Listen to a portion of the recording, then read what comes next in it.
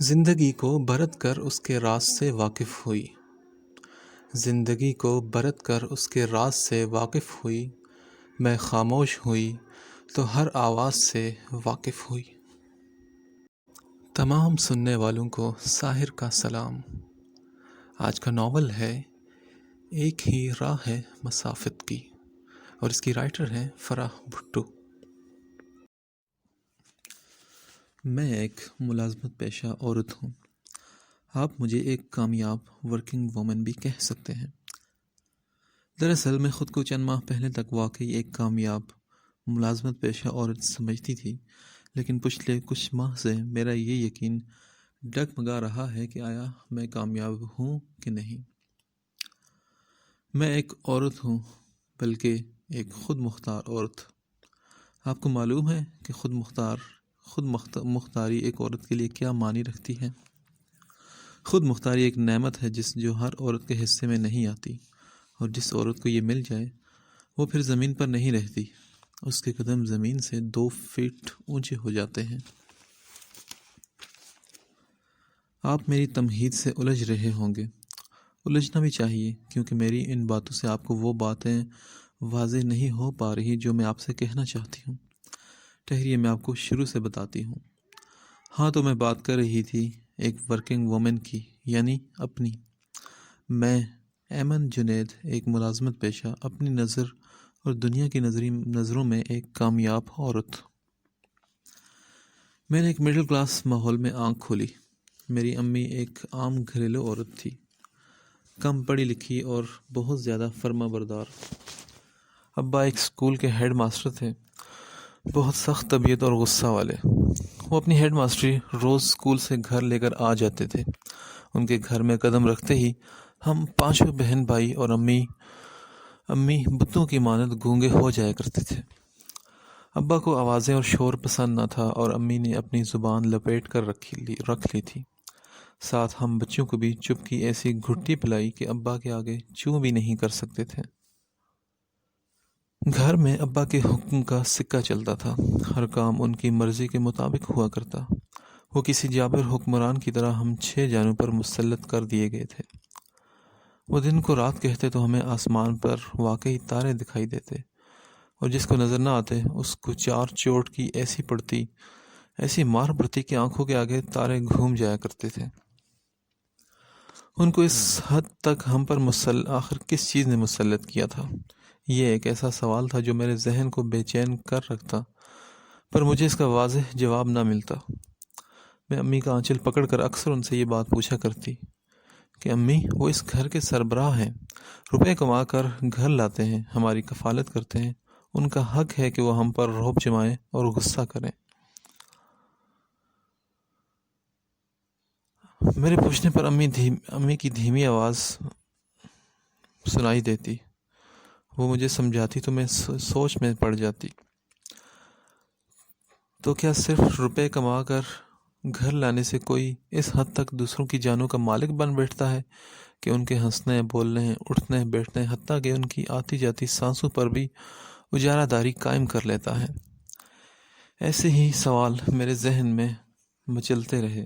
مجھے تو یہی محسوس ہوتا تھا کہ ہماری سانس کا مدھم شور بھی کسی دن ابا کو گراں گزر گیا تو شاید زندگی کی اس نعمت سے بھی ہم محروم کر دیے جائیں گے۔ کچی عمر سے سن بلوغ میں آنے تک میری ذہنی الجھنوں کا سبب ابا کا رویہ رہا۔ میرے دوسرے بہن بھائی اس رویے کے عادی ہو گئے یا کروا دیے گئے، لیکن میں ایسا نہ کر سکی۔ گویا آپ کہہ سکتے ہیں کہ میں رد عمل کے طور پر میرے اندر بغاوت پنپتی رہی۔ میں محکوم بن کر نہیں رہنا چاہتی تھی، میں رعایا کے بجائے فرما روا بننے کی خواہش مند تھی، اور اس کے لیے مجھے خود مختاری چاہیے تھی۔ اور خود مختاری کا حصول کیسے ممکن تھا؟ یہ سوچ کر میرا دماغ سوراخ لگانے لگا۔ روپے، دولت، ہاں، ڈھیر سارے روپے کما کر میں خود مختار بن سکتی تھی، جیسے کہ ابا روپے کما کر حاکم بن گئے تھے۔ یہ سوچ میرے اندر جڑ پکڑ گئی۔ پھر اس سوچ کو تقویت نجو خالہ کی مدد کو دیکھ کر ملی۔ نجو خالہ میری اماں اور ابا کی سگی چچا زاد بہن تھی، خوبصورت، طرح دار اور خود مختار۔ میں نے پہلی بار ایسی رعبدار عورت دیکھی تھی جو میرے ابا کو بھی منٹوں میں خاموش کروا دیتی۔ میرے ابا جو ہمارے گھر کے حکمران تھے، جن کے آگے ہماری گھگی بند ہو جایا کرتی تھی، اور اماں تو ان کے سامنے نظر نہ اٹھا سکتی تھی، بس ہاتھ باندھے کھڑی رہتی۔ ان کو نجو خالہ کسی گنتی میں بھی نہ لاتی۔ میرے شعور میں نجو خالہ پہلی بار کراچی سے اماں کو ملنے آئی تھی۔ پہلی بار میں نے ان کو بغور دیکھا اور پرکھا تھا، اور پھر مارے حیرت کے داندوں تلے انگلیاں دبا لی تھی۔ جدید تراش خراش کے لباس میں ملبوس، بالوں کو باب کٹ سٹائل میں کٹوائے، چہرے پر بلا کا اعتماد سجائے، وہ اپنا سفری بیگ لے کر جب ہمارے آنگن میں اتری تو جیسے گویا بہار اتر آئی۔ وہ در و دیوار جو نسوانی ہنسی سے ناآشنا تھے، وہ کہکہوں سے گونجنے لگے۔ ہاتھ پر ہاتھ مار کر بے فکری سے وہ کہکہے لگاتی۔ نجو خالہ کسی اور سیارے سے آئی مخلوق معلوم ہوتی تھی۔ پہلے تو ہم بچوں سے باری باری ہاتھ ملا کر نام پوچھا، پھر اپنے بیگ سے چاکلیٹس اور کھلونے نکال کر ایک ایک کو دیے۔ ارے ایمن، تو قد نکال کر بہت پیاری ہو گئی ہے، میں تو ابھی بچی سمجھ رہی تھی، تبھی اس کے لیے باربی ڈول لے آئی۔ نجو خالہ نے مجھے ستائشی نظروں سے دیکھتے ہوئے میرے لیے لائی ڈول فاطمہ کو دے دی۔ ہاں تو اتنے سال بھی تو بیت گئے ہیں تمہارے آخری چکر لگائے کو، اب وقت ٹھہر جاتا کیا؟ اماں کی کھنکتی آواز مجھے چونکا گئی۔ وہ مسکرا بھی رہی تھی اور مجھے انہیں دیکھ کر تعجب بھی ہوا۔ نجو خالہ نے پھر سوال کیا، کس کلاس میں پڑھتی ہو؟ تو میں نے 10ویں جماعت کا بتا کر ساتھ عادتاً سیکشن بھی بتایا تو انہوں نے ایک بھرپور کہا لگایا، تم تو بہت سادہ ہو ایمن، تمہاری عمر کی لڑکیاں تو آج کل پوری فلمیں ہیں۔ اماں نے یہ سن کر کہا کہ یہ سادہ ہی اچھی ہے نجو، بس اپنی پڑھائی پر دھیان دے تو اچھا ہے۔ میں بولی، خالہ میں اپنی جماعت میں ہمیشہ اول لاتی ہوں۔ میں نے یہ بتا کر ان کی آنکھوں میں اپنے لیے مزید ستائش دیکھنی چاہی تو وہ بولی، ارے واہ منیرہ، اب اس کی جلدی شادی نہ کر دینا، بہت سارا پڑھانا اس گڑیا کو، پتہ چلے کہ اپنی طرح بس گھر کی چکی تلے پیس دو بیچاری کو۔ نجو خالہ نے مجھے ساتھ لگا کر پیار سے کہا تو ان کے لباس سے اٹھتی پرفیوم کی مہک نے مجھے مسحور کر دیا۔ اب یہ تو اس کے ابا کی مرضی کہ کتنا پڑھنے دیتے ہیں، ویسے لڑکی جتنی جلدی اپنے گھر کی ہو اچھا ہے، پکی عمر میں تو رشتے بھی نہیں ملتے۔ اماں نے سادگی سے اپنا نقطہ نظر بیان کیا۔ ارے چھوڑو، بھائی صاحب کو میں سمجھا دوں گی، اور منیرہ تم نے اپنی زندگی سے کوئی سبق حاصل نہیں کیا، 7ویں پاس کی اور چچی نے آؤ دیکھا نہ تاؤ اپنی سے دگنی عمر کے مرد سے بیاہ دیا۔ کچی عمر میں کتنے ہی بچے پیدا کر لیے، کتنے زندہ رہے، کتنے چل بسے، نہ گھر چلانے کی عقل، نہ بچے سنبھالنے کا شعور۔ پھر بھائی صاحب کا مزاج سونے پہ سہاگا، پہلی رات سے تمہیں ایسا دبایا کہ ساری زندگی سر نہ اٹھا سکی ان کے آگے۔ ارے وہ انسان ہی تو ہیں، کوئی جن تو نہیں جو اتنا ہولتی رہتی ہو۔ بچوں کی حالت بھی پتلی کر رکھی ہے، اتنا خوف زدہ ہے باپ سے جس کی حد نہیں۔ پچھلی بار جب میں آئی تو ایمن سے شیشے کا گلاس غلطی سے ٹوٹ کر گر گیا، لڑکی تو پیلی پڑ کر مرنے جیسی ہو گئی کہ ابا کو پتہ چلے گا تو کیا ہوگا۔ اتنا ڈر اور اتنا خوف۔ نجو خالہ نے جھرجھری لی تو میں خفت زدہ ہو گئی۔ اماں کھسیا کر بولی، ان کی عادت کا تو تمہیں پتہ ہی ہے۔ ہاں پتہ ہے ان کی عادت کا، اور تمہاری بے جا اطاعت کا بھی۔ نجو خالہ نے ہاتھ سے مکھی اڑائی۔ اچھا اب تم منہ ہاتھ دھو کر تازہ دم ہو جاؤ، کب سے تکلف سے بیٹھی ہوں۔ اماں نے ان کی توجہ دوسری جانب کرائی تو نجو خالہ میری ہمراہی میں واش روم کی طرف چلی گئی اور بولی، لڑکی تم اپنی ذہانت چولہے میں مت جھونک دینا۔ میں نے اس بات میں سر ہلایا تو وہ بولی، گڈ گرل۔ اور سر ہلا دینے سے کیا ہوتا ہے؟ میں اچھی طرح جانتی تھی کہ میرے آگے پڑھنے کی خواہش سے ابا کو زیادہ سروکار نہیں۔ وہ ایک ہیڈ ماسٹر ہونے کے باوجود روایتی ذہنیت رکھتے تھے اور لڑکی ذات کو بٹھائے رکھنے کے حق میں نہ تھے۔ کوئی مناسب رشتہ دیکھ کر جلد ہی مجھے ڈوری چڑھانے کا ان کا ارادہ تھا، اور میں نے اپنے خدشات کا اظہار نجو خالہ سے کرنے میں ذرا بھی دیر نہ لگائی تھی۔ وہ مختصر دنوں میں مجھ سے کافی بے تکلف ہو چکی تھی۔ وہ بولی، تم فکر مت کرو ایمن، بس دل لگا کر تعلیم حاصل کرو، بھائی صاحب سے میں خود بات کر لوں گی۔ انہوں نے مجھے تسلی دی اور پھر ابا سے میری آگے تعلیم جاری رکھنے پر ایسا اصرار کیا کہ میٹرک کے بعد انٹر تک میں آرام سے پڑھتی رہی۔ انٹر کا رزلٹ بھی میرا بہت اچھا آیا۔ میں خوشی میں جھوم رہی تھی کہ آگے بہت سارا پڑھوں گی کہ نہ جانے کہاں سے حماد کا رشتہ میرے آنگن میں پہلی بیری کا پتھر بن کر چلا آیا۔ حماد کسی محکمے میں معمولی سا کلرک تھا۔ 8 بہن بھائیوں اور والدین سمیت بھرا پورا کنبہ۔ اماں تو اس کے رشتے آنے پر سجدہ شکر بجا لائی کہ گھر آنگن میں بیریوں کی تعداد زیادہ تھی اور پتھر آنے کے امکان کم۔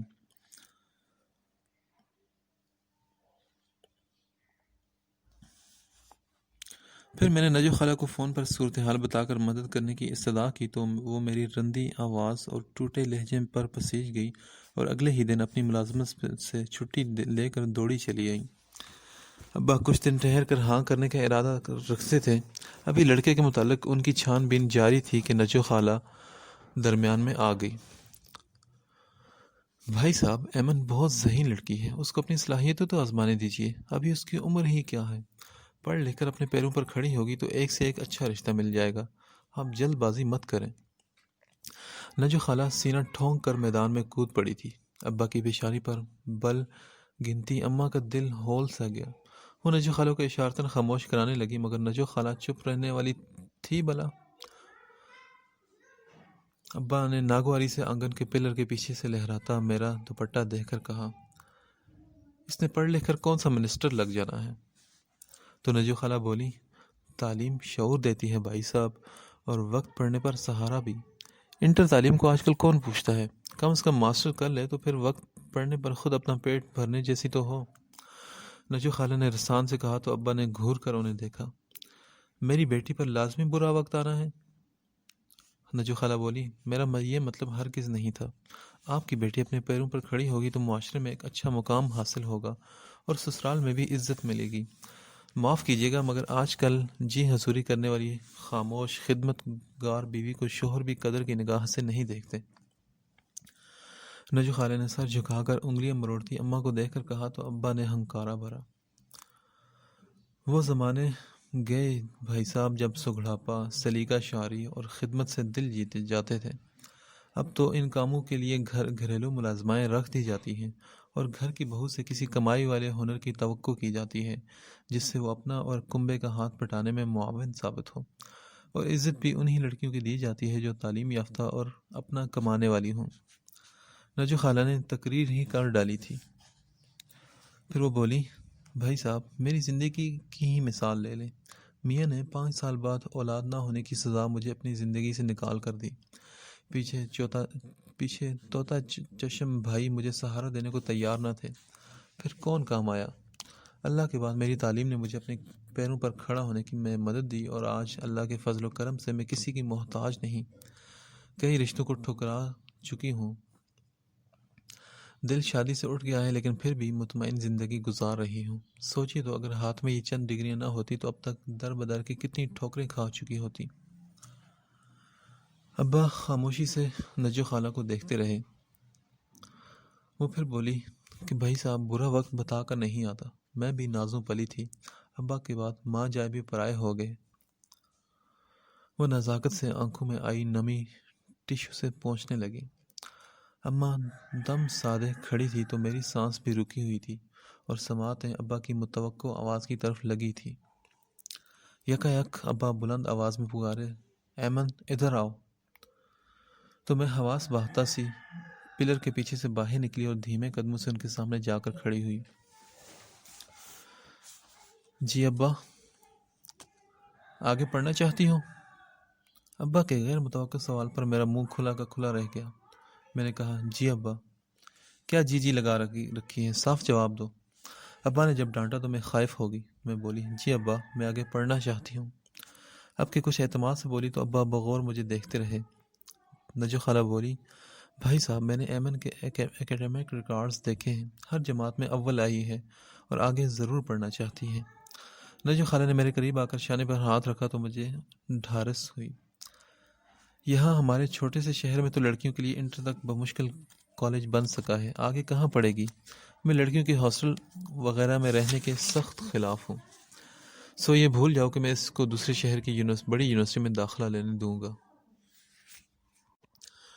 یہ بھول جاؤ کہ میں اس کو دوسرے شہر کی بڑی یونیورسٹی میں داخلہ لینے دوں گا۔ ابا نے اچانک تیز آواز میں نکتہ اٹھایا تو میرے ارمانوں پر پھر اوس پڑ گئی۔ ہاسٹل میں کیوں بھائی صاحب؟ میرا گھر حاضر ہے اپنی بچی کے لیے۔ نجو خالہ فوراً بولی تو ابا نے ابرو اٹھا کر انہیں دیکھا۔ میں اور اماں بھی حیران رہ گئے۔ اب یہ مت کہہ دیجیے گا کہ آپ کو اپنی بچی میرے ہمراہ بھیجنے پر بھی تحفظات ہیں۔ سارا خاندان گواہ ہے میرے اخلاق و کردار کا۔ آج تک کسی کو خود پر انگلی نہیں اٹھانے دی۔ مردوں کے اس معاشرے میں سر اٹھا کر اور عزت بچا کر جی رہی ہوں بھائی صاحب، اور آج سے نہیں، پچھلے 15 سال سے الحمدللہ۔ نجو خالہ کا اعتماد دیدنی تھا۔ اماں لرزتی ہوئی جل تو جلال تو کا ورد کیے جا رہی تھی۔ پھر ابا ہنکارا بھر کر کتنی ہی دیر خاموش رہے۔ اس دوران میں شدت سے اللہ سے دعا مانگ رہی تھی کہ ابا کا جواب ہاں میں ہو۔ ابا نے بالآخر خاموشی توڑ دی اور بولے، نجو باتیں خوب کر لیتی ہو۔ تو نجو خالہ نے دھڑلے سے جتایا، صرف باتیں نہیں، سول آنے کی سچی باتیں کرتی ہوں۔ ابا نے پرسوچ انداز میں اپنی چچیری بہن کو دیکھا۔ ٹھیک ہے، لے دیتے ہیں ایمن کو یونیورسٹی میں داخلہ۔ ابا کے الفاظ تھے کہ خوشی کی بانسری سے بہتا سنگیت۔ میں بے ساختہ جھوم اٹھی۔ نجو خالہ نے بھی مسکرا کر پرسکون سانس کھینچی۔ اماں نے حیرت اور خوشی کے ملے جلے انداز میں اپنے سرتاج کو دیکھا تھا۔ سپنے اس طرح بھی حقیقت کا روپ دھار سکتے ہیں۔ میں یونیورسٹی میں پہلے دن اس طویل و عریض اور خوبصورت عمارت کی دیواروں کو نامحسوس انداز میں ہاتھوں سے چھو کر سوچتی رہی۔ میں ایمن عمران، ایک چھوٹے سے شہر کے دبے دبائے ماحول میں پرورش پانے والی ایک قدرے مخصوص ذہن کی عام سی لڑکی۔ ابا کی اجازت کے بعد دوسرے مرحلے آسانی سے طے ہو گئے تھے۔ نجو خالہ مجھے اگلے ہی دن اپنے ساتھ شہر لے آئیں۔ 7ویں منزل پر بنا ان کا جدید انداز کا لگژری فلیٹ، جس تک پہنچنے کے لیے خود کار لفٹ استعمال کرنی پڑتی تھی، مجھے بہت اچھا لگا، لیکن افراد بہت تھوڑے، یعنی میں، نجو خالہ اور ایک کل وقتی نوعمر ملازم۔ شروع میں مجھے عجیب سی بے آرامی محسوس ہوئی، کہاں بھرا پورا گھر اور کہاں ہم 2.5 بندے۔ پھر جلد ہی یونیورسٹی کے ٹیسٹ کی تیاری میں جت گئی، جس کے بغیر داخلہ ناممکن تھا۔ نجو خالہ کسی بینک میں اچھے عہدے پر ملازم تھی۔ وہ صبح 9 بجے گھر سے نکلتی تو شام کو ہی واپس آتی۔ میں سارا دن پڑھتی رہتی اور پھر دوپہر کا کھانا بنا لیا کرتی، جو رات میں بھی ہم دونوں کے کام آ جاتا۔ نجو خالہ میرے ہاتھ کے ذائقے کی بھی تعریف کرتی، اور ان کے بقول کہ اماں سے مجھے ورثے میں اچھا پکانے کا ہنر ملا تھا۔ بہرحال مجموعی طور پر ہم دونوں ایک دوسرے سے بہت خوش تھے۔ نجو خالہ اتوار کو مجھے باہر گھمانے بھی لے جاتی۔ ہم آدھا دن گھوم پھر کر آخر میں ڈنر کر کے گھر لوٹتے۔ انہوں نے مجھے نئے تراش خراش کے کپڑے بھی لے کر دیے تھے، جو کافی آنا کانی کے بعد میں نے رکھ لیے تھے۔ یونیورسٹی میں داخلہ ملنے کے بعد زندگی یکدم ہی بہت مصروف ہو گئی تھی۔ یہاں ایک الگ دنیا میرے سامنے تھی، جس میں نئے رنگ تھے اور نئی آگہی تھی۔ دور جدید سے ہم آہنگ شاگرد اور استاد، آزادی، فیشن اور تعلیم، سب کچھ ساتھ ساتھ۔ میں دل میں ان نئے رنگوں کو دیکھ کر خوب ہی حیران ہوئی۔ پھر میں نے اپنی ترجیحات کا تعین کرنا شروع کیا۔ میں نے اپنی اول ترجیح صرف اپنی تعلیم کو بنا لیا کہ بہرحال میں ایک نچلے متوسط طبقے کی ایک ایسی لڑکی تھی جو نہ مہنگے کپڑے افورڈ کر سکتی تھی اور نہ ہی آزادی کے نام پر غیر لڑکوں سے دوستیاں کر کے اپنے ابا کی عزت کو مٹی کر سکتی تھی۔ اور اس تعین کے بعد میں مطمئن ہو کر اپنی پڑھائی میں مگن ہو گئی۔ میری ذہانت اور تعلیم پر توجہ نے رفتہ رفتہ کئی استادوں کے دلوں میں میرے لیے قدر پیدا کر دی، اور اپنے ڈپارٹمنٹ میں ایک اچھی شاگرد کے طور پر جگہ بنانے میں کامیاب بھی ہو گئی۔ اور پھر وقت پانی کی روانی سے بہتا چلا گیا، اور میں تعلیم کے مزید 4 سال مکمل کر کے عمدہ رزلٹ کے ساتھ یونیورسٹی سے فارغ ہو گئی۔ ان 4 سال میں بہت کم اپنے اماں اور ابا سے ملنے گئی۔ سچ تو یہ ہے کہ اب میرا دل وہاں لگتا ہی نہ تھا۔ مجھے شہر کی رنگ و بو نے اپنے حصار میں جکڑ لیا تھا، اور میں اس ماحول کی عادی ہو گئی تھی۔ یہ آرام دہ فلیٹ، جس میں ہم 1.5 بندے آرام اور سکون سے رہتے تھے، ابا کے 2 کمروں اور بڑے دالان والے گھر سے مجھے کئی گنا اچھا لگنے لگا تھا، جہاں میری سانسوں پر ابا کے خوف کا بوجھ دھرا ہوا تھا۔ میں مارے بندے اماں کے بے حد اصرار پر ایک آدھ دن کے لیے وہاں چلی بھی جاتی تو عجیب بے چینی میں وقت گزرتا اور رسیاں تڑوا کر واپس شہر بھاگ آنے کی جلدی ہوتی۔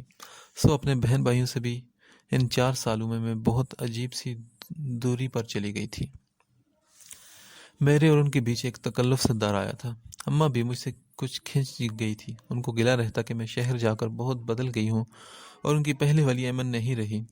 ابا کو البتہ میں ویسا ہی پاتی۔ وہ اپنے مخصوص انداز میں مجھ سے حال احوال کرتے رہتے۔ پڑھائی کی تلقین کے ساتھ روب سے کی گئی ان کی کئی نصیحتیں میں بظاہر سر جھکا کر سنتی تھی، اور اب تعلیم مکمل کرنے کے بعد جب کہ میں نے پوری طرح سے اس ماحول کو اپنا لیا تھا تو فطری طور پر آگے بھی شہر میں رہنے کی خواہش مند تھی۔ نجو خالہ کے مشورے پر میں نے بینک کی ملازمت کے لیے درخواست دے دی اور جلد ہی مجھے انٹرویو کے لیے کال بھی آ گئی۔ انٹرویو کا نتیجہ حسب توقع اچھا رہا اور یوں مجھے نجو خالہ کی طرح بینک میں جاب مل گئی، اور اس دوران میری خوشی آسمان تک پہنچی ہوئی تھی جب میں نے خود مختاری کی طرف پہلا قدم بڑھایا تھا۔ ایک عجیب سرمستی سی میں اپنے رگو پے میں دوڑتی محسوس کر رہی تھی۔ اب میں اپنا روپیہ خود کما سکتی تھی۔ اب میں بھی حکمرانی کے قابل بن گئی تھی۔ میں اپنی پہلی تنخواہ ملتے ہی مٹھائی اور تحفے تحائف لے کر اپنے گھر گئی تو میری خوشی دیکھنے والی تھی۔ اماں اور بھائی بہنوں میں تحائف بانٹ کر میں خود کو معتبر سا محسوس کرتی رہی۔ اس بار واقعی وہ سب مجھ سے مرعوب نظر آئے۔ چھوٹی بہنیں بھی رشک آمیز نظروں سے مجھے دیکھ رہی تھی۔ بس ایک ابا کا رویہ ویسا ہی تھا جیسے ان کو میری ملازمت یا خود مختاری سے کوئی فرق نہ پڑا ہو۔ مجھے کچھ مایوسی ہوئی لیکن میں نے ان کے رویے پر دل میلا نہیں کیا۔ میں بہت خوش تھی اور اس خوشی کو پھیکا نہیں کرنا چاہتی تھی۔ ایک یادگار دن گزار کر میں واپس نجو خالہ کے پاس چلی آئی۔ زندگی ایک معمول سے چلنے لگی۔ صبح سے شام تک بس کام کام اور کام۔ میں نہایت لگن اور ایمانداری سے اپنی ملازمت انجام دے رہی تھی۔ دوسری طرف اماں پھر سے میری شادی کے لیے تیار بیٹھی تھی۔ اس بار میں نے قطعی انکار کر دیا۔ میں فی الحال اپنا مستقبل بنانے کی تگ و دو میں لگی تھی اور اس وقت میں شادی نہیں کرنا چاہتی تھی۔ اماں نے اصرار کیا، پھر مایوس ہو گئی۔ کچھ عرصے بعد میری چھوٹی بہن کا بیاہ کر دیا گیا، پھر دوسری کا۔ میں نے کافی سمجھایا کہ آگے پڑھنے دیں، پر کچھ ان کو شوق نہ تھا اور کچھ اماں میری من مانی سے خائف ہو گئی تھی۔ وہ کہنے لگی، مجھے اپنی سر سے بوجھ اتارنے دو، بیچ میں مت بولو، اور میں خاموش سی ہو گئی۔ بہرحال دونوں کی شادی پر بھاری تحائف اپنی طرف سے میں نے ان کو ضرور دیے تھے۔ وقت کے کاسے میں سالوں کے سکے تیزی سے گرتے چلے گئے۔ میں ترقی کی منازل طے کرتے ہوئی برانچ مینیجر کے عہدے تک جا پہنچی تھی، اور وہ بھی معمول کے دنوں جیسا ایک دن تھا جب جنید خان کسی کام سے میرے آفس چلا آیا۔ وہ ایک دراز قد اور خوبصورت بندہ تھا، کسی مقامی کالج میں ریاضی کا ٹیچر۔ میرے سامنے آنکھیں جھکائے عدم سے میڈم میڈم کی رٹ لگاتا جنید نہ جانے کیوں مجھے بہت اچھا لگا۔ میں جس سیٹ پر بیٹھی تھی وہاں روزانہ کئی مردوں سے کام کے معاملات کے حوالے سے میرا واسطہ پڑتا تھا۔ میں مردوں کی نظروں اور ان کے انداز سے اچھی طرح واقف تھی۔ ایک عورت کے لیے ان کے لہجوں میں لاکھ عزت سہی، پر نگاہوں میں بہت کم عزت دیکھی تھی میں نے، لیکن جنید خان ان سے منفرد نظر آیا، اور بعد کی 2-3 ملاقاتوں میں یہ بات ثابت بھی ہو گئی۔ وہ نرم لہجے میں اتنے احترام سے مجھ سے مخاطب ہوتا کہ میں حیران رہ جاتی۔ میں اس کے لیے اپنے دل میں انوکھے جذبے محسوس کرنے لگی تھی، اور میرے آفس میں بہانے سے لگنے والے اس کے چکر بھی یہ ظاہر کرتے تھے کہ یہ آگ ایک طرف نہیں لگی ہوئی۔ وہ ایک متوسط گھرانے سے تعلق رکھتا تھا، ریاضی میں میتھ میں ماسٹرز کر کے اب اپنی علمی پیاس بجھانے کو علم بانٹ کر بجھا رہا تھا۔ والدین اور 2 بھائی گاؤں میں رہائش پذیر تھے اور یہ اکیلا شہر میں رہ رہا تھا۔ رفتہ رفتہ وہ مجھ سے بے تکلف ہونے لگا اور آخر ایک دن جھجکتے ہوئے اس نے مجھے شادی کا پیغام دے دیا۔ میں دل ہی دل میں بہت خوش ہوئی اور اس کو اپنے ابا کے گھر رشتہ لے کر آنے کو کہہ دیا۔ پھر بعد کے معاملات خوش اسلوبی سے طے ہو گئے کہ اماں تو پہلے ہی میرے بیاہ کے لیے فکر مند تھی، اور ابا کو تو لائق فائق دھیمے مزاج کا جنید بے حد پسند آیا تھا۔ نجو خالہ البتہ کافی خفا ہوئی۔ ان کے خیال میں مجھے اپنے عہدے کی ٹکر والا کوئی ہائی کلاس بندہ چننا چاہیے تھا، کیونکہ ایسا رشتہ میرے قابل ہرگز نہ تھا۔ میں بظاہر ان کو ہنس کر مناتی رہی، کہ اپنے دل کی بات کیسے بتاتی کہ مجھے تو اسی طرح کا شریک سفر چاہیے تھا جو مجھ سے سوشل سٹیٹس میں کم تر ہو۔ آپ تو جانتے ہیں نا کہ میں ایمن عمران ایسا کیوں چاہتی تھی۔ جنید کے ساتھ نئی زندگی بہت خوشگوار انداز میں شروع ہوئی۔ وہ ایک چاہنے والا اور بے حد خیال رکھنے والا شوہر ثابت ہوا تھا، مگر میں نے عام بیوی بننے کے بجائے اپنا میڈم والا رویہ برقرار رکھا۔ کچھ ہماری عمروں میں 3-4 سال کا فرق تھا، سو میں نے اپنا بڑا پن قائم رکھنے میں ذرا بھی دیر نہیں لگائی۔ ہماری شادی سے پہلے وہ ایک کرائے کے فلیٹ میں رہائش پذیر تھا جس کو 4 دوست شیئر کرتے تھے۔ شادی کے بعد ہم دونوں میرے خریدے گئے فلیٹ میں شفٹ ہو گئے تھے۔ زندگی اس نئی نہج پر بہت خوشگوار گزرنے لگی۔ میری زندگی میں جلد ہی نئے مہمان کی آمد کی خوشخبری ہم دونوں کو اور زیادہ خوش کر گئی۔ اب وہ میرا اور زیادہ خیال رکھنے لگا تھا۔ میری پہلی پریگننسی تھی، اسی لیے میں عجیب کیفیات کا شکار تھی۔ بینک میں سارا وقت جی متلاتا رہتا، سستی ایسی کہ کوئی کام کرنے کو دل نہیں چاہتا تھا۔ میں چڑچڑی ہو گئی تھی، ایسے میں جنید سے بھی روکھی ہو جاتی پر وہ برا نہ مناتا۔ پھر الٹرا ساؤنڈ سے معلوم ہوا کہ میرے پیٹ میں جڑواں بچے پل رہے ہیں، اور یہ بات ہمارے لیے کسی سرپرائز سے کم نہ تھی۔ دن تیزی سے گزرتے گئے اور پھر وہ دن بھی آیا جب ایک بڑے پرائیویٹ ہسپتال میں میں نے 2 صحت مند جڑواں بچوں کو جنم دیا۔ اس دن جنید کی خوشی قابل دید تھی۔ اس نے سارے سٹاف میں پیسے بانٹے اور مٹھائیاں بھی تقسیم کی۔ 2 بچوں کو اپنے وجود میں سینچنا جتنا مشکل تھا، ان کی پیدائش کے بعد ان کو سنبھالنا اس سے بھی زیادہ مشکل۔ میری تو راتوں کی نیندیں اڑ گئی تھی، بھوک بھی دونوں کو ساتھ لگتی اور کپڑے بھی بار بار خراب کرتے۔ میں نے اتنے سال سے کسی چھوٹے بچے کو ہاتھ بھی نہ لگایا تھا۔ پہلے چھوٹے بہن بھائی بہلا لیتی تھی کہ تاکہ اماں کام وغیرہ کر سکے، لیکن بچے بہلانا الگ بات ہے اور ان کو 24 گھنٹے سنبھالنا ایک الگ بات۔ جنید نے اس معاملے میں بھی میرا بھرپور ساتھ دیا۔ وہ ہر ممکن حد تک بچوں کو سنبھالنے میں میری مدد کرتا۔ اس کی اماں چلنے پھرنے سے معذور تھی اور بہنیں بیاہی ہوئی، سو سسرال سے مجھے کسی قسم کی سہولت نہ مل سکی تھی۔ بچے راتوں کو جاگنے اور دن میں کچھ گھنٹے سونے کی روٹین اپنائے ہوئے تھے، اور میں سر درد اور بے آرامی کی شکایت لیے آدھی پاگل ہو چکی تھی۔ اس رات بھی بچوں کو فیڈ کروا کر میں دونوں کو اپنی گود میں باری باری لوری دیتی تھک کر چور ہو گئی تھی کہ پیاس محسوس ہونے پر بچوں کو بستر پر لٹائے اور خود دبے قدموں ڈسپنسر کی طرف بڑھی کہ نیم اندھیرے میں سامنے نظر پڑی تو الجھے بالوں والی ایک بھوتنی کو دیکھ کر زوردار چیخ ماری۔ پھر بغور دیکھا تو وہ ڈریسنگ ٹیبل کے آئینے میں میرا ہی عکس تھا۔ بے اختیار میری ہنسی نکل گئی۔ جنید بھی میری چیخ پر جاگ اٹھا تھا اور اب ہونک بنا مجھے ہنستے ہوئے دیکھ رہا تھا۔ میں نے ہنسی روک کر ایک ٹھنڈی سانس بھری اور پانی پینے لگی۔ میری چھٹیاں ختم ہوئی اور پھر میں پھر سے جاب پر جانا شروع ہو گئی۔ بچوں کے لیے ایک آیا کا انتظام کر لیا گیا تھا۔ اوپر کا دودھ بھی میں نے ان کو جلد ہی شروع کروا دیا تھا کہ میری غیر موجودگی میں وہ اسی پر گزارا کریں۔ جنید اور میں صبح ایک ساتھ گھر سے نکلتے۔ وہ 2 بجے تک اپنی ڈیوٹی سے فارغ ہو جاتا اور گھر جا کر بچوں کی خبر گیری کر لیتا، جبکہ میں شام 5 بجے تک واپس آتی۔ جنید دوسری وقتی ماسیوں سے بھی اپنی موجودگی میں کام کرواتا تھا۔ باقی سالن میں رات میں بنا لیتی جو اگلے دن تک کام آ جاتا۔ کبھی تھکن سے نہ بنا پاتی تو جنید بخوشی دوپہر میں لذیذ کھانا تیار کر لیتا تھا۔ اس کی یہ خوبی مجھے شادی کے بعد پتہ چلی تھی۔ میرے لیے تو بہرحال یہ خوبی ہی تھی۔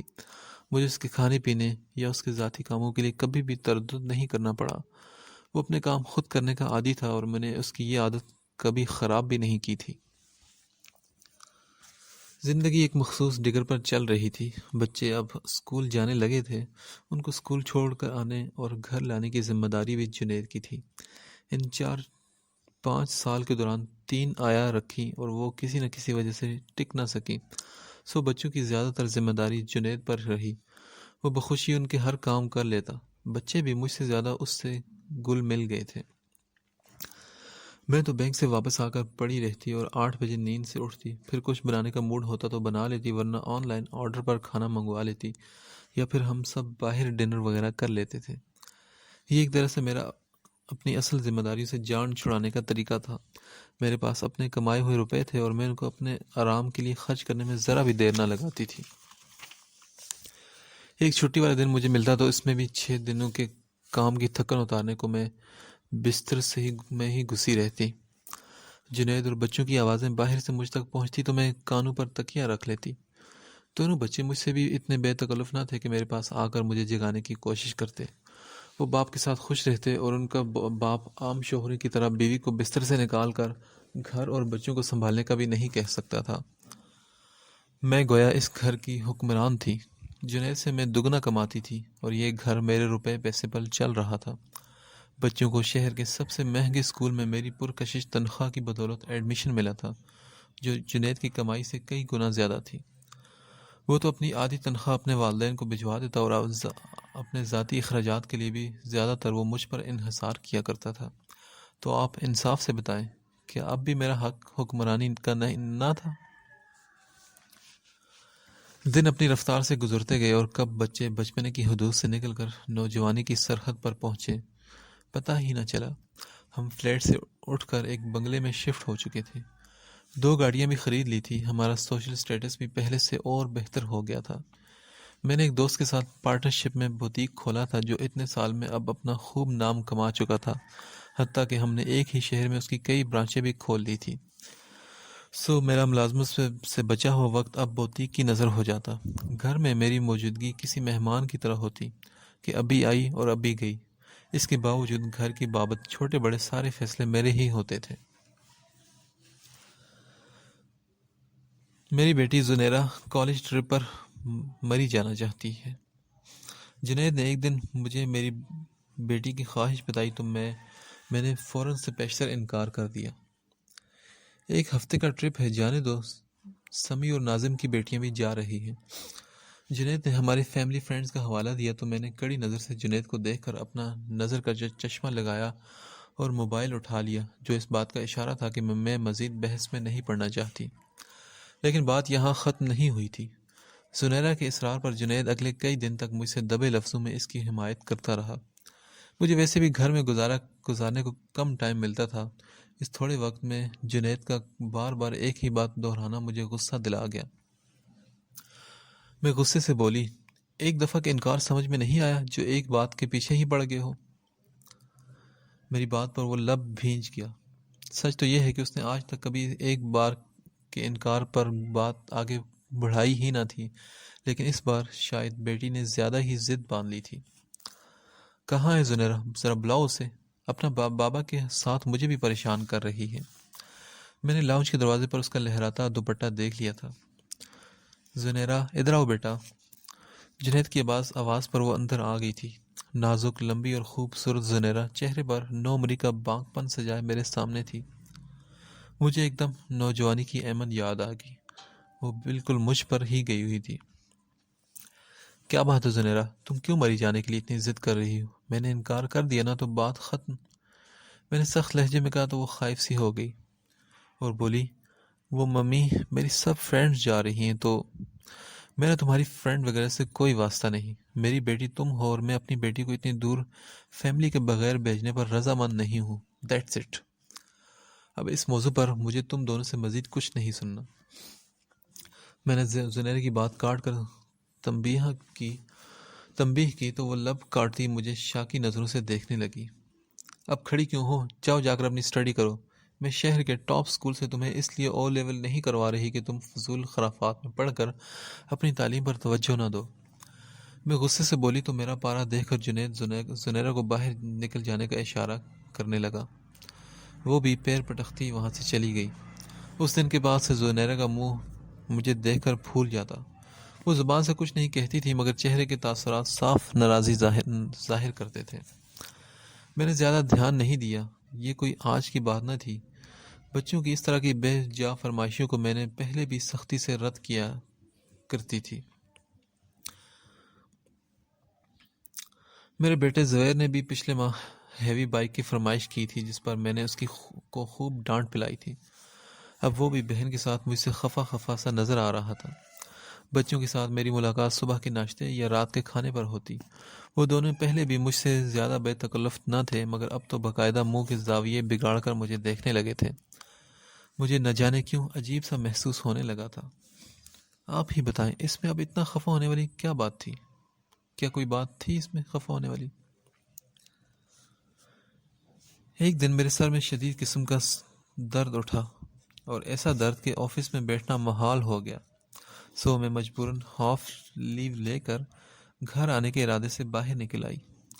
دن کے دوپہر کے 2 بج رہے تھے۔ میں نے ایک میڈیکل سٹور کے سامنے گاڑی روکی اور کار سے اتر کر وہاں سے اپنی میڈیسن لینے لگی۔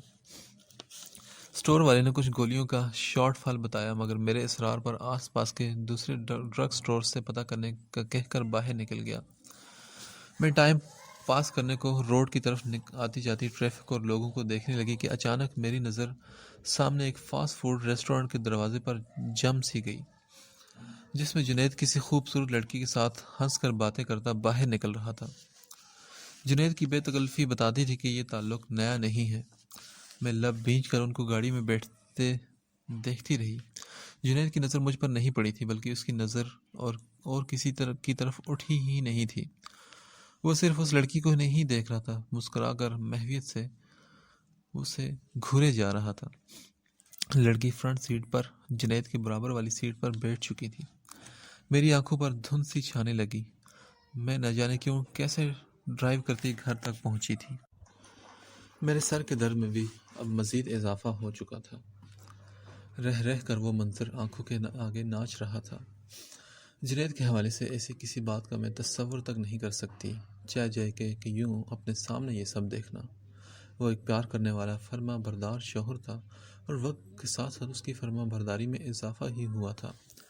وہ میری کسی بات سے اختلاف نہیں کرتا تھا۔ بچیوں اور گھر کے متعلق تمام فیصلے میرے ہوتے تھے، جنہیں وہ بلا چوں جرام مان لیا کرتا تھا۔ میں اس کی فرما برداری کو اپنی کمائی کی مرہون منت سمجھتی تھی۔ ظاہر ہے گھر کا سارا خرچ میں چلاتی اور اس کی ضرورتوں کو بھی میں ہی پورا کرتی تھی، جن میں وقت کے ساتھ ساتھ اضافہ بھی ہو چکا تھا۔ پھر وہ فرما بردار کیسے نہ ہوتا؟ اپنی آدھی تنخواہ تو وہ گاؤں بھجوا دیتا، اور باقیہ آدھی کا میں نے کبھی پوچھا ہی نہ تھا۔ دراصل گزرے چند سالوں میں مجھ پر دھن برسنے لگا تھا۔ میری اچھی خاصی تنخواہ، پھر بوتیک کا پھلا پھولا کاروبار، سو میں اپنی کمائی میں ہی مگن تھی۔ لیکن فرما برداری کے ساتھ جو پیار تھا وہ کہاں اور کب غائب ہوا، اس پر میں نے کبھی غور نہیں کیا تھا۔ اب سوچنے لگی تو یہ انکشاف ہوا کہ ہمارے درمیان تو صرف حاکم اور محکوم کا رشتہ رہ گیا ہے، پیار تو کہیں تھا ہی نہیں۔ لیکن اب میرا محکوم مجھ سے باغی ہو گیا تھا، اور میں ایمن جنید اس حقیقت کو تسلیم کر نہیں سکتی تھی۔ میرا سر درد شدید بخار میں تبدیل ہو چکا تھا، اور مجھے ڈاکٹر سے چیک اپ کروا کر مجبوراً بیڈ ریسٹ لینا پڑا کہ چیسٹ انفیکشن مجھے جب بھی ہوتا اتنا ہی شدید ہوا کرتا تھا۔ جنید میری بیماری سے ہمیشہ کی طرح پریشانی ظاہر کر رہا تھا، یا شاید وہ واقعی فکر مند تھا، میں سمجھ نہ پائی۔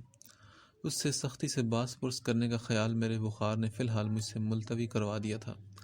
میں 2 دن بخار میں پھنکتی رہی، لیکن بچے مجھے پوچھنے تک میرے کمرے میں نہ آئے۔ تیسرے دن میں نے جنید سے اس بارے میں پوچھا تو وہ چپ سا ہو گیا۔ اس نے دبے لفظوں میں کہا کہ وہ تم سے خفا ہے۔ اماں بخار سے بستر پر پڑی ہے اور ان کو اپنی خفگی کی پڑی ہے۔ میں نے کھانستے ہوئے بات مکمل کی تو جنید خاموش رہا۔ میں نے سرخ آنکھیں جنید پر جما کر کہا، اس گھر میں سب مطلبی اور خود غرض ہوتے جا رہے ہیں۔ میری بات پر وہ چونک سا گیا اور بولا، نہیں، تمہارا وہم ہے۔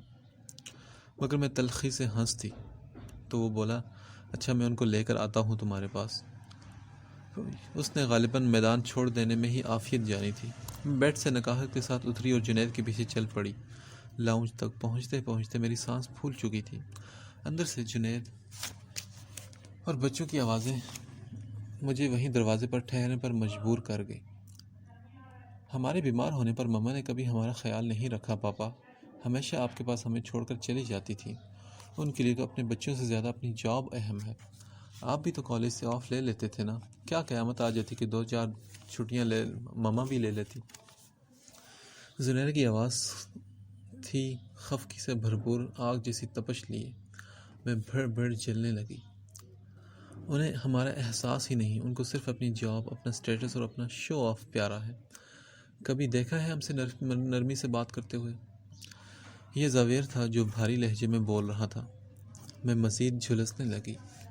جنید بالکل خاموش تھا۔ مجھے عجیب سا احساس ہوا کہ آخر وہ میرے حق میں کیوں نہیں بول رہا۔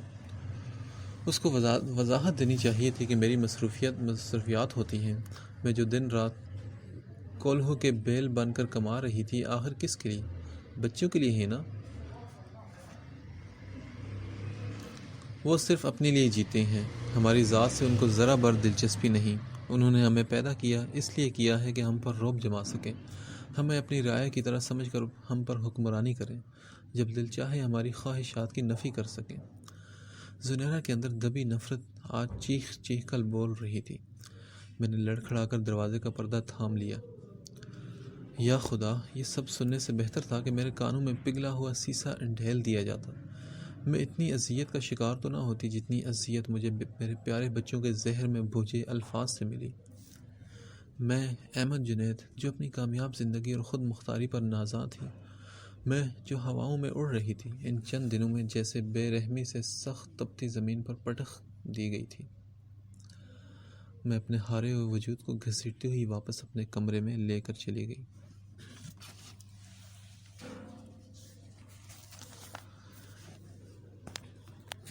میں عجیب سے حزن و ملال کی کیفیت میں گرفتار ہو چکی تھی۔ وجود کی تپش تو وقت کے ساتھ معمول پر آ گئی، لیکن سینے کے اندر تپش مجھے انگاروں کی طرح سلگاتی رہی۔ میرے اپنے بچوں نے مجھے جو آئینہ دکھایا تھا، اس میں میری ذات بہت بھیانک دکھائی دے رہی تھی۔ دل کا بوجھ بڑھتا ہی جا رہا تھا اور آنکھوں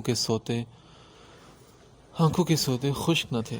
نہ جانے کیوں میں رو بھی نہیں پا رہی تھی۔ بیماری اور ڈپریشن کی وجہ سے جاب پر جانے کا بھی میرا من نہیں کرتا تھا۔ میں نے ایک عرصے بعد چھٹیاں لے لی تھی۔ ایسے ہی ایک دن اپنی زہریلی تنہائی سے گھبرا کر میں نجو خالہ کے پاس چلی آئی۔ نجو خالہ مجھے ایک عرصے بعد سامنے دیکھ کر بہت خوش ہوئی۔ میں ان سے گلے لگ کر کافی دیر تک ان کے وجود کا خلوص اپنے اندر اتارتی رہی اور وہ بنا کسی گلے شکوے کے میری پیٹھ تھپکتی رہی۔ میں اپنی مصروفیات میں اپنی اس خیر خواہ کو بھی بلا بیٹھی تھی، پر انہوں نے ایک لفظ شکوے کا نہ بولا۔ مجھے عجیب شرمندگی محسوس ہوتی رہی۔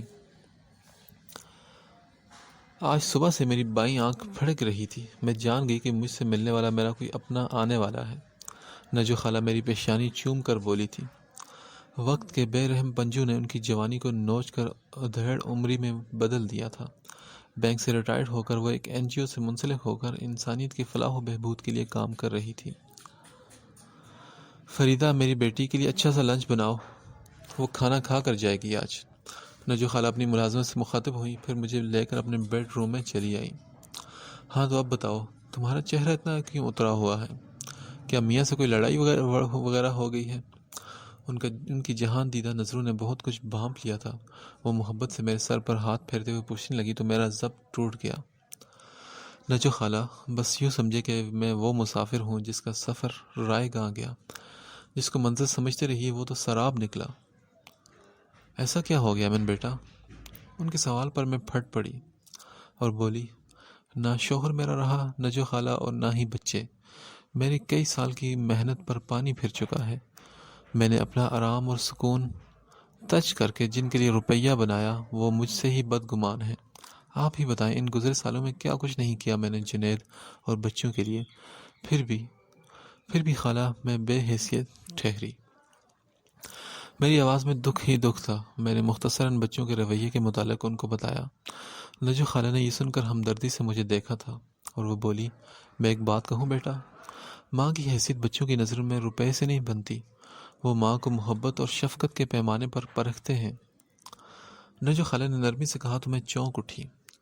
وہ بولتی رہی، ایک ماں اپنی ذات کی نفی کرتی ہے تبھی وہ جنت کو اپنے قدموں میں رکھ پانے کے قابل ہوتی ہے۔ تم نے اپنے بچوں کو اچھا کھلایا پہنایا، اچھے اسکولوں میں پڑھایا، ان سب کو سہولتیں دی، پر ان کو اپنی محبت اور توجہ تم نہ دے سکی۔ تم نے جنید کو ان کی ماں بنا دیا اور خود ان کا باپ بن گئی۔ فطرت کو جب ہم دوسرے رخ پر بدلتے ہیں تو سب کچھ گڑبڑ ہو جاتا ہے۔ اللہ نے ماں کو اپنی الگ ذمہ داریاں دی ہیں اور باپ کو الگ۔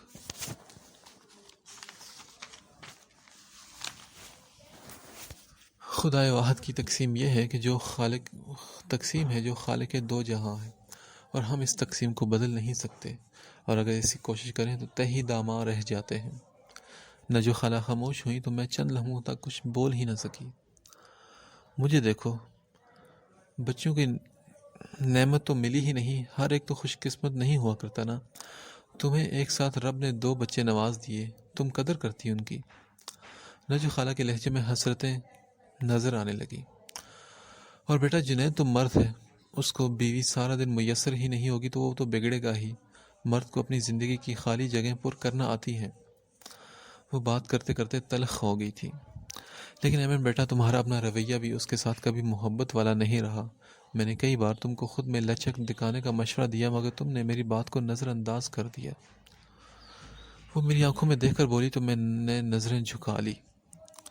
میری جان، عورت جتنی بھی خود مختار ہو جائے، چاہے آکاش پر اٹھنے لگے، اس کے قدموں کو ہمیشہ ایک ایسی زمین کی ضرورت رہتی ہے جس پر وہ اپنی گرہستی کی بنیاد رکھتی ہے۔ عورت کا خمیر ممتا اور محبت سے اٹھایا گیا ہے۔ اس کی اولاد اس کا محور ہے، اس کا میاں اس کا مرکز ہے۔ وہ اس محور و مرکز سے جتنا دور ہوتی جائے گی، اس کی زندگی میں بے سکونی بڑھتی جائے گی۔ نجو خالہ نرمی سے میرا ہاتھ تھام کر سمجھاتی رہی اور میں ان کے الفاظ اپنے دل میں اتارتی رہی۔ وہ بولی کہ بیٹے، انسانوں پر حکومت محبت سے کی جاتی ہے، روپے سے نہیں۔ مانا کہ روپے پیسے میں بہت طاقت ہوتی ہے، لیکن آپ اس سے نہ کسی کے پرخلوص جذبات خرید سکتے ہیں اور نہ ہی سچا پیار۔ نجو خالہ کی باتیں میرے اندر تک اتر گئی تھی۔ میں شرمندگی سے عرق ہونے لگی۔ بیٹا، میری زندگی ہی سے ہی سبق سیکھ لو۔ تنہائی کا زہر قطرہ قطرہ میرے اندر سرایت کر چکا ہے، اور اس زہر کا تریاق کہیں نہیں۔ باہر لوگ میری ذہانت، میری خود مختار حیثیت دیکھ کر رشک و حسد میں مبتلا ہو جاتے ہیں، لیکن میری سونی گود اور اکیلی زندگی مجھے کیسے زیر بار کرتی ہے یہ تو میں جانتی ہوں یا میرا خدا۔ جوانی تو مصروفیت کے دھوکے میں گزر جاتی ہے ایمن، مگر بڑھاپا نہیں کٹتا۔ وہ نم آواز میں بولی تو میں نے حیرت سے سر اٹھا کر ان کو دیکھا۔ آج نجو خالہ بہت ٹوٹی ہوئی نظر آئیں۔ ایمن، اب بھی کچھ بگڑا نہیں ہے، تم چاہو تو حالات کو اپنے موافق کر سکتی ہو، اور مجھے یقین ہے کہ تم کر بھی لوگی۔ آج سے اپنی باہر والی حیثیت باہر والوں کے لیے رکھو، اور اپنے گھر میں تم خالص بیوی اور ماں کی حیثیت سے رہو، کیا سمجھی؟ وہ مجھے نئی راہ دکھانے لگی تھی اور میں نے اس بات میں سر ہلا دیا۔ نجو خالہ کے گھر سے واپس آتے ہوئے وہ بے کلی جو میرے وجود کو کئی دنوں سے کچوکے لگا رہی تھی، کسی حد تک کم ہو چکی تھی۔ میں گھر میں داخل ہوئی تو دونوں بچے لاؤنج میں بڑی بے پرواہی سے صوفوں پر بیٹھے اپنے اپنے موبائل میں ہاتھوں میں لیے نگٹس کھانے میں مصروف تھے۔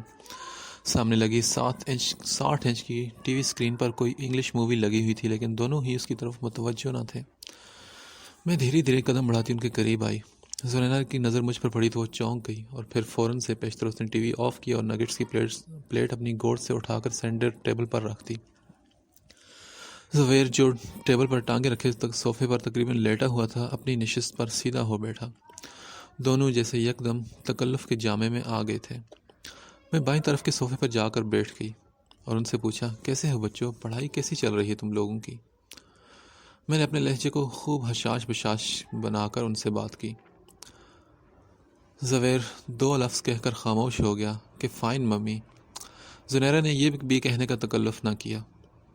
اچھا، اور سب کچھ ٹھیک جا رہا ہے نا؟ میں نے پھر سے ایک ٹوٹی پھوٹی سی کوشش کی۔ دونوں نے کہا یس۔ میں سوچ میں پڑ گئی کہ اب اور کیا پوچھوں۔ ہم تینوں کے درمیان ماں اور بچوں والی کوئی بات محسوس ہی نہیں ہو رہی تھی۔ ایک تکلف تھا، ایک دیوار سی تھی میرے اور میرے بچوں کے بیچ، بہت سخت اور بہت مضبوط۔ اوکے ممی، ہماری کوچنگ کا ٹائم ہو چکا ہے، زبیر نے وال کلاک پر نظر دوڑا کر کہا جو شام کے 6 بجا رہا تھا۔ زنیرہ بھی ابھی اٹھنے کو برت ہونے لگی تو میں نے کہا، بیٹے ایک بات تو سنو۔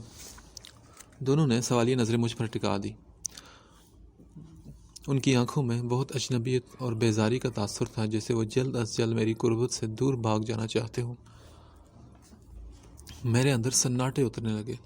مجھے لگا کہ زنیرہ اور زبیر کی جگہ میں اور میرے 5 بہن بھائی ہیں اور میری جگہ میرے ابا بیٹھے ہیں۔ ایسی ہی اجنبیت اور بیزاری ہمیں بھی ان کی موجودگی میں ہوا کرتی تھی۔ ہم بھی فوراً سے بیشتر ان کی نظروں سے دور بھاگ جانا چاہتے تھے۔ تو کیا میں بھی ابا جیسا بننے میں کامیاب ہو چکی تھی؟ میں نے اذیت سے سوچا۔ ہاں، تو میری خواہش بھی ابا کی طرح بننے کی ہی تھی نا، پھر آج میں اب خوش کیوں نہ تھی؟ میرا دل کیوں دکھی ہو رہا تھا؟ مجھے اپنے گزرے رویوں پر کیوں شرمندگی ہو رہی تھی؟ میں نے اپنا سر ہاتھوں میں گرا لیا تھا۔ بچے دو کب کہ مجھے خاموش دے کر منظر سے غائب ہو چکے تھے۔ مجھے غم و خوشی کی موسیقی میں نہ تھی تمیز، مجھے غم و خوشی کی موسیقی میں نہ تھی تمیز، خود پر گزری تو دونوں کے ساز سے واقف ہوئی۔ اور بھلا اپنے ہاتھوں سے اجنبیت کی اٹھائی جانے والی دیوار کیسے گرائی جاتی ہے؟ میری برسوں کی تعمیر کیسے لمحوں میں مسمار ہو سکتی ہے؟ میں نے بینک سے لانگ لیو لے لی تھی، اپنے بزنس کو بھی پارٹنر کے آسرے پر چھوڑ دیا تھا۔ اب 24 گھنٹے میں گھر پر ہوتی، آفیشیل موبائل نمبر بھی آف کر رکھا تھا۔ اپنے تئیں میں اب مکمل ہاؤس وائف کی طرح اپنا سارا وقت میاں اور بچوں کو دینے کے لیے تیار تھی، لیکن اب وہ میرا وقت مجھ سے لینے کو تیار نہ تھے، کیونکہ ان سب کی اپنی اپنی مصروفیات بھی بڑھ چکی تھیں۔ ان تینوں کی اپنی ایک الگ روٹین بن گئی تھی جس میں میری جگہ کہیں نہیں نکلتی تھی۔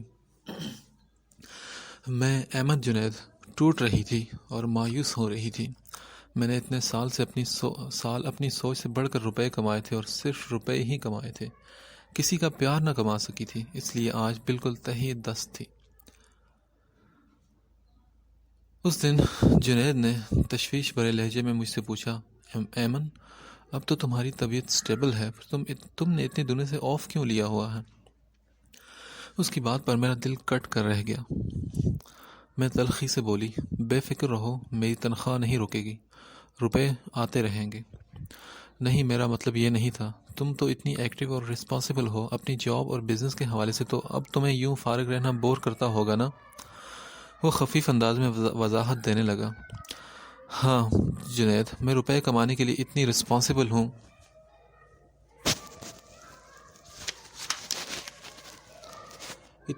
اور ایکٹیو ہو گئی تھی کہ اپنے میاں کے شب و روز سے بے خبر رہ گئی۔ میں نے کڑے نظریں اس پر جما دی تو وہ گڑبڑا گیا اور کھسیا کر پوچھنے لگا، کیا کہہ رہی ہو تم؟ وہی جو تم سمجھ رہے ہو، میں نے سنجیدگی سے اسے کہا۔ تم اتنی جذباتی کیوں ہو رہی ہو ڈیئر؟ چلو کہیں چند دن کے لیے گھوم پھر آتے ہیں، تمہارا مائنڈ بھی فریش ہو جائے گا اور بچے بھی خوش ہو جائیں گے۔ جنید نے خوش دلی سے مشورہ دیا تو میں سوچ میں پڑ گئی۔ واقعی اس نازک موڑ پر مجھے اپنے بچوں کے ساتھ وقت بتانے اور قریب ہونے کا یہ اچھا موقع مل سکتا تھا۔ اور پھر جنید نے ہی خود ہی سارے انتظامات کر لیے اور ہم ہفتہ بھر کے لیے شمالی علاقہ جات گھومنے چلے آئے۔ میں نے برسوں بعد جیسے کھلی فضا میں سانس لی تھی۔ پرسکون ماحول اور فطرت کے حسین نظاروں نے میری ذہنی پراگندگی کو کسی حد تک پرے دھکیل دیا تھا۔ بچے بھی بہت خوش نظر آ رہے تھے، ان کو اس طرح گھومنے پھرنے کا موقع کم ہی ملا تھا۔ میں اپنی مصروفیات میں نہ خود کہیں نکلتی تھی نہ ان کو جانے دیتی تھی، میرا سارا زور بس ان کو اچھی تعلیم دلانے پر تھا۔ یہاں آ کر چونکہ ہم سب کو فراغت تھی، سو میں نے بچوں سے روابط بڑھانے کے لیے ان کے زیادہ سے زیادہ قریب ہونے کی کوشش کرنے لگی۔ وہ دونوں جس جگہ سیر کو نکلتے، بس سیلفیز بنانے کی دھن سوار ہوتی۔ خوبصورت مناظر سے لطف اندوز ہونے کے ساتھ دھڑا دھڑ تصویریں اتار کر فیس بک پر ڈالتے رہنا ان کا پسندیدہ مشغلہ تھا۔ میں بھی ان کی سیلفیز کا حصہ بننے لگی۔ شروعات میں تو دونوں تھوڑا جھجکے، مگر پھر جنید کو بھی گروپ فوٹو میں شامل کر کے فیملی پکس کا ہیش ٹیگ لگا کر پوسٹ لگانے لگے۔ ان تصاویر میں ہماری مکمل اور ہنستی مسکراتی فیملی دیکھ کر مجھے ایک عجیب سی خوشی حاصل ہوتی تھی۔ جنید سے تو بچے ویسے ہی بے تکلف تھے، لیکن میرے اور ان کے بیچ جو اندیکھا فاصلہ تھا، میں اس کو مٹانے کی کوشش میں لگی تھی، اور وہ دونوں میرا بدلتا رویہ محسوس بھی کر رہے تھے۔ صبح سویرے ناشتہ کر کے زبیر اور زنیرہ جاگرز پہن کر کاغان کی حسین وادی میں باہر ہوا خوری کو نکل پڑتے۔ جنید کو نیند پیاری تھی، سو وہ 10 بجے تک اٹھتا تھا۔ تب تک یہ بہن بھائی واپس آ جاتے اور لنچ کے بعد ہم چاروں کا دوسرا پروگرام بنتا۔ تفریح کے تیسرے دن میں نے بھی ناشتے کے بعد جاگرز پہن کر جب ان کے ساتھ باہر جانے کا ارادہ کیا تو وہ اچنبھے میں پڑ گئے۔ میں نے پوچھا، کیوں، میں نہیں چل سکتی کیا تم لوگوں کے ساتھ؟ میں نے ان کی حیرت دیکھ کر سوال کیا تو زبیر نے کندھے اچکا دیے۔ نو ممی، موسٹ ویلکم، وہ خوش دلی سے بولا تھا۔ پھر میں اپنے نوجوان بچوں کے ساتھ پہاڑی علاقے کے قدرے مشکل راستوں پر نکل پڑی۔ یہ جس کو ہلکی پھلکی ہائکنگ کا نام دے رہے تھے اس نے مجھے اچھا خاصا ہانپنے پر مجبور کر دیا۔ بچوں کے تیز قدموں کا ساتھ لینا آسان نہ تھا۔ میں نے ایک جگہ آگے بڑھ کر زبیر کا ہاتھ مضبوطی سے تھام لیا تو اس کو میری اتھل پتھل ہوتی سانسوں کا ادراک ہوا۔ زنیرہ، آہستہ چلو، ممی تھک گئی ہیں، وہ بہن سے بولا تو زنیرہ نے سر ہلا دیا۔ دونوں بہن بھائیوں میں غضب کی ہم آہنگی تھی۔ بس بیٹا، تھوڑا سا ریسٹ کر لوں پھر آگے چلتے ہیں۔ تھوڑی دور جا کر میں ایک بڑے سے پتھر پر بیٹھ گئی تو بچوں کو بھی اپنا چلنا موقوف کرنا پڑا۔ زنیرہ نے فلاسک سے پانی نکال کر میری طرف بڑھایا تو میں نے خوشگوار احساس سے تھام لیا۔ تمہاری ممی اب بوڑھی ہو چلی ہیں، میں نے گھونٹ گھونٹ پانی پیتے ہوئے ان سے کہا۔ نہیں ممی، آپ تو اب بھی بہت ینگ ہیں، ایٹ لیسٹ میرے فرینڈز کی مدرس کے مقابلے میں تو بہت ہی سمارٹ اور ایکٹیو۔ زویر میرے برابر بیٹھ کر بے لاگ بولا تو میرا دل بلیوں اچھلنے لگا۔ لیکن دوسروں کی مدرس کے مقابلے میں آپ بہت کم کیئرنگ اور لونگ ہیں، زنیرہ نے منہ بنا کر کہا تو میرا دل بیٹھ سا گیا۔ میری یہ بیٹی دل دکھانے کی حد تک صاف گو تھی۔ ہاں، یہ خامی تو مجھ میں بھی ہے، میں نے دھیمی آواز میں اعتراف کیا، لیکن اب میں اس خامی کو دور کرنا چاہتی ہوں۔ کیا تم اس کام میں میری ہیلپ کرو گی؟ میں نے زنیرہ کو قدرے امید بھری نظروں سے دیکھا جو سگریٹ پینٹ کے ساتھ بلیو کلر کی کرتی میں ملبوس، گلے میں مفلر ڈالے قدرے بے پرواہ انداز میں چیونگم چبا رہی تھی۔ میری بات پر اس کا چلتا منہ کچھ کھل سا گیا۔ دیکھو بچوں، میں آج سے تم دونوں کی ممی پلس فرینڈ بننا چاہتی ہوں۔ ممی جو کیئرنگ ہوتی ہے، فرینڈز جو لونگ ہوتی ہے۔ بولو، کیا منظور ہے میری دوستی؟ میں نے ہلکے پھلکے انداز میں ہاتھ بڑھایا تو زفیر نے خوش ہو کر گرم جوشی سے میرا ہاتھ تھام لیا، جبکہ زنیرہ کچھ دیر سوچتی رہی۔ میں بدستور پر امید نگاہیں اس پر جمائے بیٹھی تھی۔ آخر کچھ جھجکتے اس نے اپنا نازک سا ہاتھ میرے ہاتھ میں دے دیا، اور مجھے تو جیسے ہفتے اقلیم کی دولت مل گئی تھی۔ میں نے بے اختیار بھیگی آنکھوں سے دونوں کے ہاتھوں کو چوم لیا اور بولی، میں جانتی ہوں بیٹا کہ تم دونوں کو مجھ سے بہت سی شکایات ہیں، مجھ سے اپنے گھر اور بچوں کو نظر انداز کرنے کی بہت بڑی غلطی ہوئی ہے۔ میں نے بھیگی آواز میں کہتے بغور انہیں دیکھا تو دونوں کے چہرے پر سایہ سا لہرا گیا تھا۔ میں شرمندگی کے سمندر میں غرق ہو گئی، لیکن اب ایسا نہیں ہوگا۔ میرے بچوں، میں گزرے وقت کا ازالہ تو نہیں کر سکتی، لیکن حاضر وقت کو ضرور تم لوگوں کے ساتھ ہنسی خوشی گزارنا چاہتی ہوں۔ آج کے بعد میری جاب اہم ہے، نہ میرا بزنس۔ میرے لیے اہم ہو تو تم دونوں، میرا گھر اور تمہارے پاپا، بس۔ میرے آنسو لڑیوں کی صورت میں میرے رخساروں پر بہنے لگے۔ میں نے دونوں بچوں کو بھینچ کر اپنے گلے سے لگا لیا تھا۔ بائیں جانب میری گردن گیلی ہونے لگی تو مجھے محسوس ہوا کہ زنیرہ بھی رو رہی تھی، اور یہ آنسو دلوں کی ساری کثافتیں اور شکایات بہا کر لے گئے تھے۔ ہم تینوں جب واپس ہوٹل کے کمرے میں آئے تو ہاتھوں میں ہاتھ ڈالے خوش باش مسکرا رہے تھے۔ جنید نیند سے اٹھ چکا تھا۔ وہ پوچھنے لگا، تم کہاں چلی گئی تھی؟ وہ قدرے حیرت سے زدہ تھا۔ میں بہت دور چلی گئی تھی جنید، لیکن اب تو واپس آ گئی ہوں نا، میں نے معنی خیز لہجے میں کہا تو وہ کچھ نہ سمجھتے ہوئے فون پر ناشتے کا آرڈر دینے لگا۔ میں نے اس کو دیکھ کر سوچا، اور اب تمہیں بھی واپس لانا ہے جنید، اور یہ کام ناممکن نہیں ہے۔ کچھ سوچ کر میں زیر لب مسکرا دی تھی۔ لیکن آپ کیا کہتے ہیں؟ اب تو میں نے صحیح کیا نا، روپے کے بجائے رشتوں کو اہمیت دینے لگی ہوں۔ میری بات پر جنید نے چونک کر مجھے دیکھا تھا، اور اس کے چہرے پر آتی حیرت بھری خوشی مجھے اندر تک پرسکون کر گئی تھی۔